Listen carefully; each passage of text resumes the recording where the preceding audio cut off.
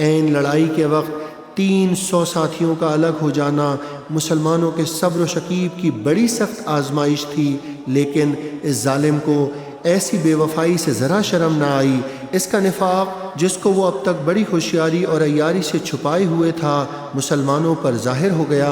जंग उहद के बाद नमाज जुम्मा के लिए लोग मस्जिद में जमा हुए तो हस्ब मामूल उसने वही जुमले दोहराने चाहे जो हर जुम्मे को वो दोहराया करता था।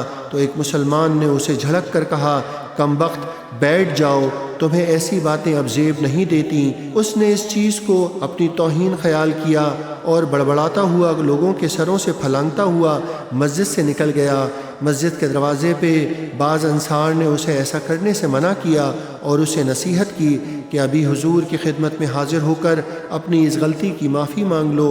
वो बिगड़ कर बोला, मैं उनसे माफ़ी मांगने के लिए हरगिज़ तैयार नहीं।